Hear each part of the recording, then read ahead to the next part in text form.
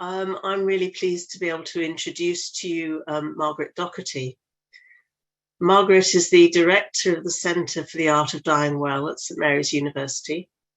She's a trustee of St Joseph's Hospice in Hackney and a member of the International Collaborative for the Best Care of the Dying Person. She's worked in communications at a senior level, including as press secretary to Cardinal Cormac Murphy O'Connor, and specialises in AI and machine learning, as well as strategic planning and development, and is currently studying for an MSc in digital health. Maggie has become a good friend over the last few years. She's a constant source of inspiration. Her calling and her passion for her work are simply infectious. So today she's going to talk to you about From Despair to Hope, hope-filled accompaniment at the end of life, and I hope you enjoy it as much as I will. Thank you, Lynn, and also thank you to Bishop John. Bishop John played an instrumental role in setting up the Art of Dying Well, and Lynn has played a key role in its movement forward, and it's important that we will speak about team because it's critical. So in the questions and answers, I would hope that Bishop John might be available, and also Lynn, because Lynn is a retired healthcare chaplain and with many years of experience, and she's just absolutely brilliant. So she's there for the questions and answers as well. So to begin, thank you, and thank you for staying on, because I know it's this beautiful day out there, so it's a day to be outside, and you'll get the chance to go outside during the lunch break. But if you take away just one thing from this session, it's really to think about living in the present moment, to think about being present to another person, to think about learning to let go and having one's eyes fixed on eternity. So that's the one takeaway really from today. So as Lynn shared, one of the great privileges of my life was to work with Cardinal Cormac Murphy O'Connor as his press secretary. And a year before he died, he was asked to do a pause for thought on BBC Radio 2, which he did very regularly. But this time it was about death and dying and about living. And I'll share with you this pause. There was a very old priest and he was dying. Around his bed were a few young seminarians looking very recollected and prayerful. The old man looked up, opened an eye and said in a weak voice, "Open the drawer at the foot of the cupboard," which one of them did. And when he opened it, in the drawer was a bottle of champagne and some glasses. He was told to fill them up, which he did, passed them round, and then wondered what to do. The old man opened his other eye and said, "What about me?" So they gave him a glass. Then he said to them, "I've lived a very happy life. I want you to drink with me to a happy death." And 5 minutes later, he died. But you see, he'd spent a lifetime coming to terms with the old enemy, death, and did not fear it, but in some way embraced it. You may say, so this is the Cardinal speaking, why is the Cardinal talking about such a gloomy subject? Naturally, most of us in some way are a revolt at the prospect of dying. We put it at the back of our minds. But I want to say to you two things. Firstly, I believe in the value and dignity of every human person. That means you. And secondly, I believe that everyone is lovable in the eyes of God. In spite of all of our weaknesses and failures, God loves us, and so death must be of a piece with life. With the help of God, I hope I'll be able to face it, not with fear, but with hope and confidence as being in the hands of God. I think quite simply, the way to have a good death is to try to live a good life. And with that thought in mind, when I heard that the Cardinal didn't have long to live, I went to see him at the Royal Marsden, and I went where he was, and I went with a bottle of champagne, and I brought the champagne into his room, and I said, you've had a happy life, and here's to a happy death. And we both started crying, and he wasn't ready to open the bottle of champagne at that point. He said, can we just put it in the fridge?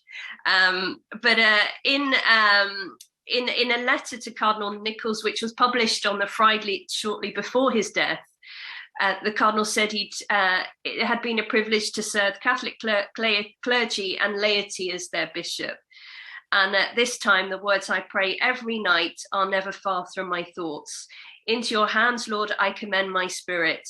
Please tell them that I'm at peace and have no fear of what is to come. And I share that because really that's what we hope for ourselves and for all those we love and for wider society. And that we've received many blessings, especially from family and friends. So I'm just going to try and share my screen.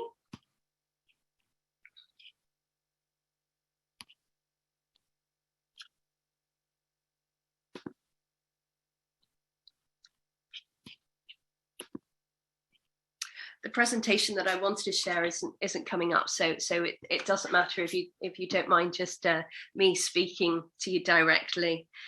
So what is the Centre for the Art of Dying Well? Its mission is to help people to live, age and die well and be supported in their grief. And it brings together many of the best minds, such as Lynn and Bishop John, partnering with organisations and individuals to support and develop community in life and death. So returning to the subject title, From Despair to Hope, Hope-Filled Accompaniment. Where do we start with all of this? Well, it's always good to start with the data and to know where people are, because if we know where people are, we're in a better position to be able to communicate with them directly. And to understand what people need and want at life, there is a new Ars Moriendi. As we were told at the beginning, at the intro, when Bishop John spoke of the original Ars Moriendi, the original template for death, the Centre for the Art of Dying Well has been working with the think tank Demos to crowdsource wisdom found online. The Voices of the Dying, the Internet and the End of Life has collected over 110,000 posts from 7 different forums, which explore how people are using online spaces to talk about death and dying, and what we can learn from this about what support people need and how this can best be facilitated online and offline. For many, the end of life may be a time of uncertainty and loneliness, and online spaces provide an opportunity to find support. Here, people can share difficult emotions with others who understand their experience and also benefit from repositories of collective knowledge and feel part of a community of solidarity. The role played by online forums has grown since the onset of the COVID-19 pandemic, as suddenly people have been unable to access offline services or in-person support, and organisations have shifted to provide services online. Even after the immediate crisis of the pandemic is past, it's likely that this shift towards digital communication and engagement will remain, and so a greater understanding of the role online spaces can best play in supporting people at the end of life is crucial. Dating from 2003 to 2020, across 7 public forums and social media platforms, we identified 5 key themes emerging from people's discussions in these spaces. And these are really to explore further. The 5 themes are grief, conversations centering around grief and bereavement; care, people's experiences of being carers or being cared for; existential discussions of existential beliefs about life and death, online forums, discussions of the online forums themselves and the role that they play in people's lives, and animals, conversations around grieving of or the support offered by pets. And when we analysed these to draw out insights about how people are using and relying on online spaces before discussing the findings to inform our policy recommendations with policy experts and practitioners working to support people at the end of life or those who are grieving, we found that online spaces are supporting people in 3 key ways: providing comfort and validation from others going through similar experiences, enabling users to build their own capabilities by building their understanding and access to information about end of life, and also acting as a space where communities can develop that people can come back to time and time again to support others and be supported themselves. One example is our forum is like sitting down with a group of friends. We can gather and open up to each other about what is in our hearts. We can listen to each other in our grief. Our like button is a way to tell others they've been heard. So that's one example of hope-filled accompaniment and gaining the data in a new way. The second is the work that Lynn has been instrumental in, and that's the training that we have developed for SVP members to become end-of-life companions. The SVP, as you know, is committed to turn concern into action, serving the most poor and vulnerable in society. The mission is to combat poverty, tackle isolation, provide support, and offer sincere support to people in our local communities. And support for the dying and those who care for them is now integral and has always been integral to the SVP portfolio of services.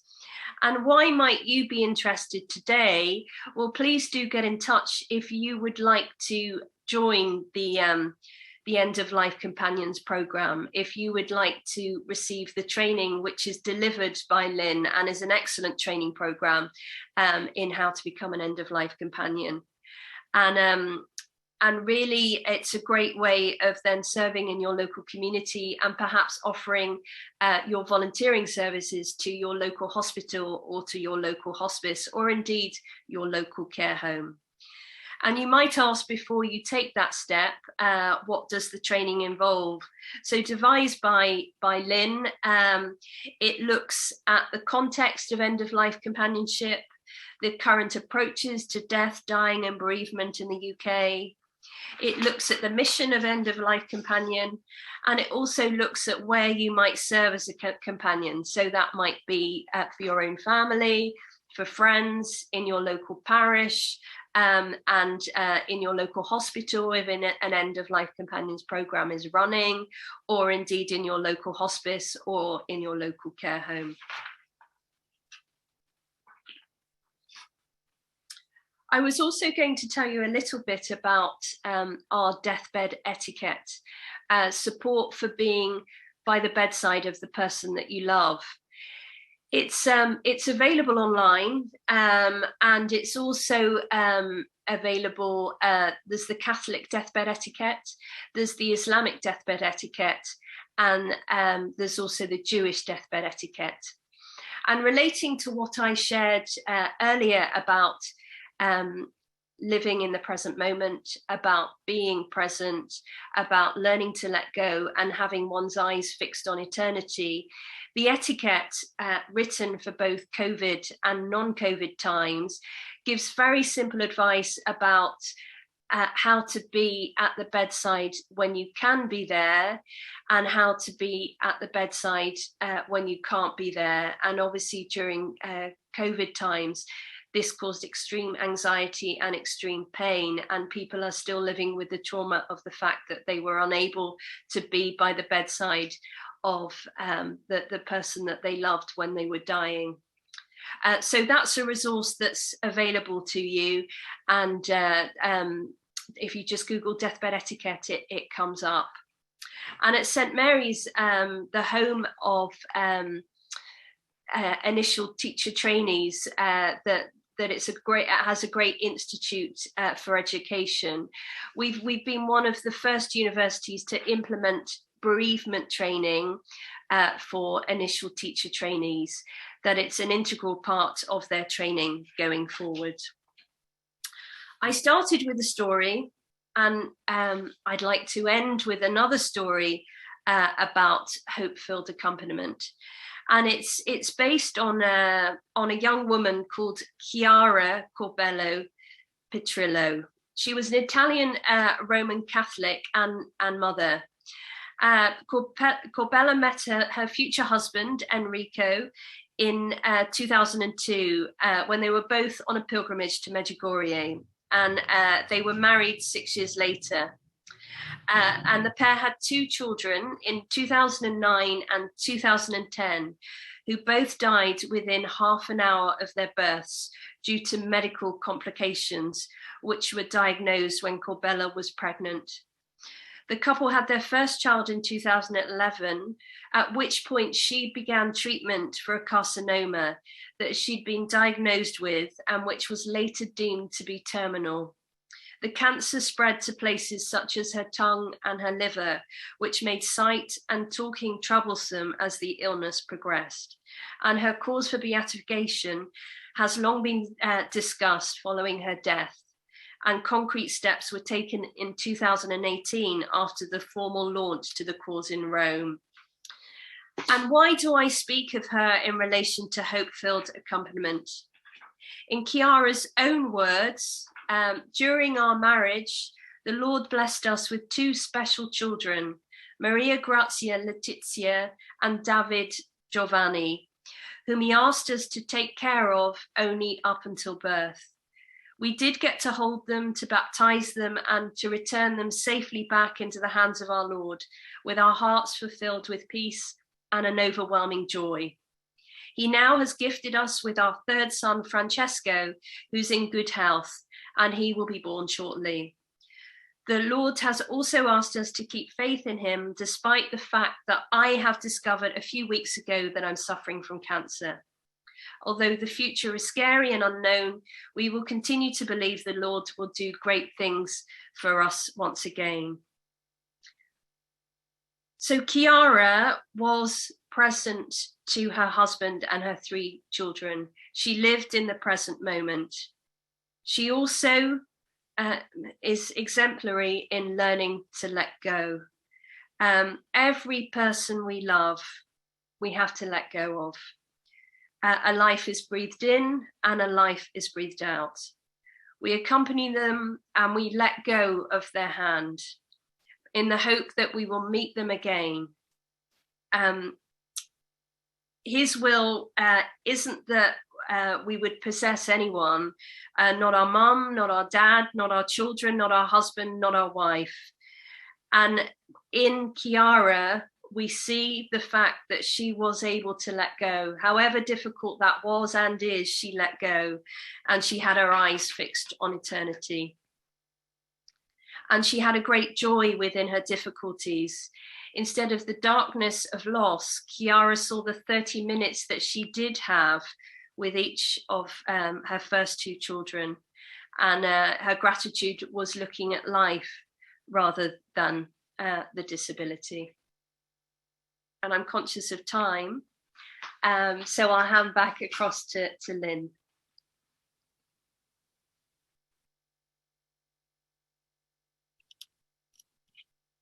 Oh, Lynn, we can't hear you. Techie hopeless, I do apologise. Thanks very much, Maggie, for a lovely introduction, some nice stories there, and also some great glimpses into the work of the Centre for the Art of Dying Well. There is more, I can assure you, so go to the website, have a look. The Centre for the Art of Dying Well is involved in all sorts of very interesting stuff.